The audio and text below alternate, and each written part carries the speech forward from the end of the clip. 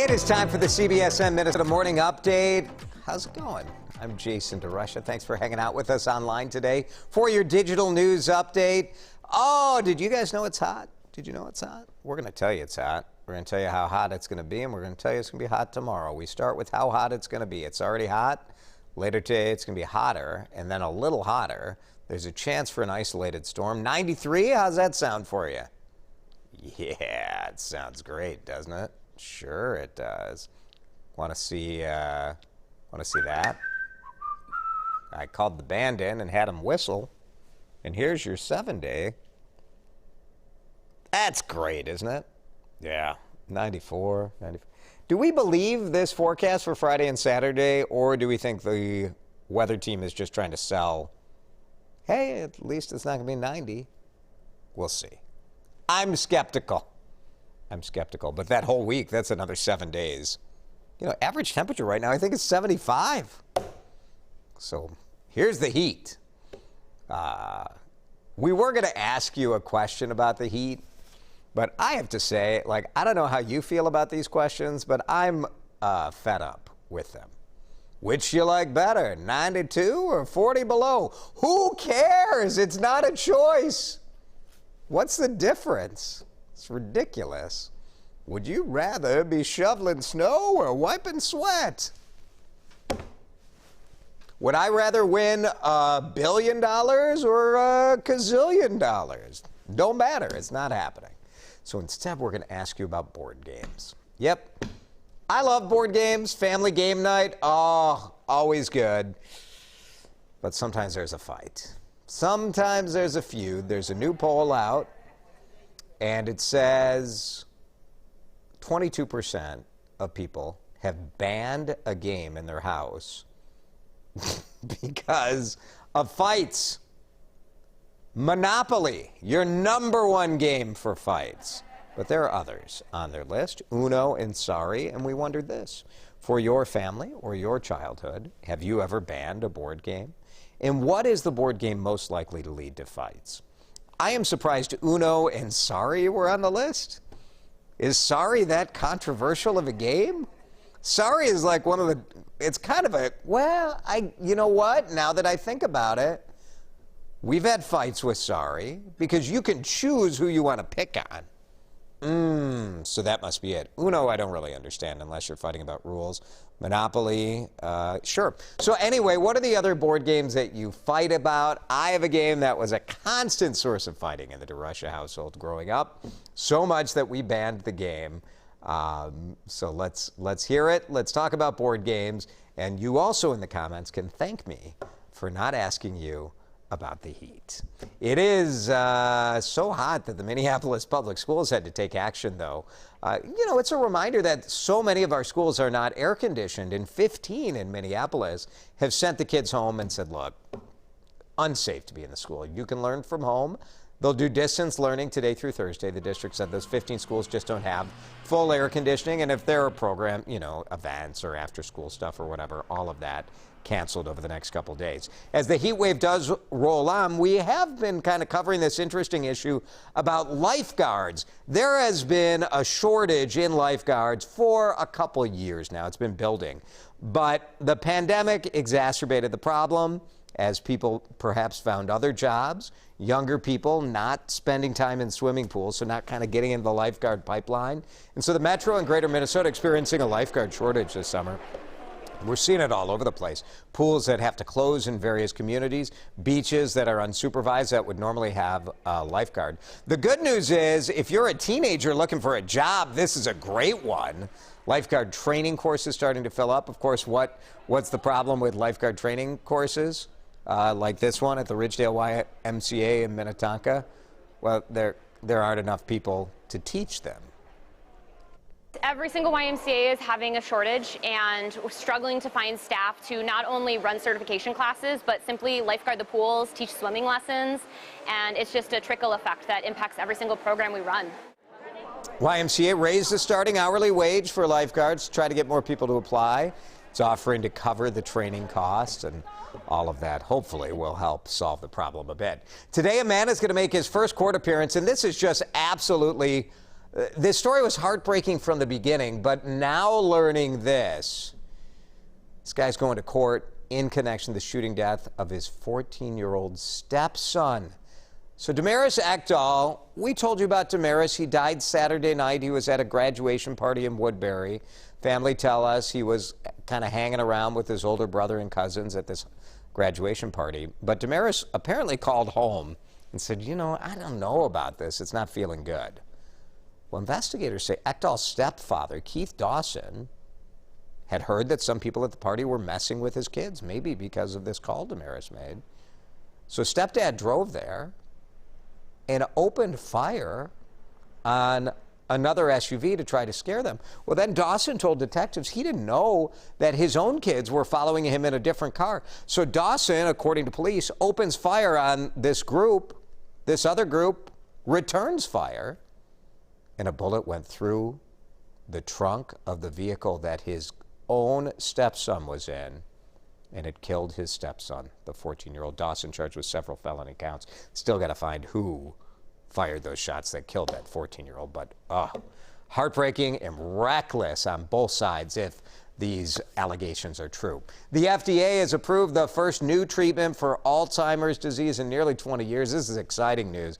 Biogen's Aduhelm is given by infusion every 4 weeks, and researchers say it targets the disease in a way that's never been done before. Until now, other Alzheimer's drugs, really all you could do is kind of manage the symptoms. Critics, even the FDA advisory board, say the drug did not show enough benefits for approval. It treats the underlying course of the disease. Amyloid is the sticky plaque that clogs up the brain. By removing that, it is assumed that the individual will have clinical benefit and improvements in cognitive decline. So we'll see about this, right? It's exciting, it's promising, but you know, the FDA's independent panel of neurological experts said, I don't know if the evidence is really here. They said the drug didn't show enough benefits for approval, but it is approved, and maybe as more people use it, we'll see if it works or it doesn't. St. Paul Saints are getting back to full capacity at CHS Field. They say they're going to throw a party that hasn't been seen since CHS Field opened in 2015. I don't know. I mean, what does that mean, really?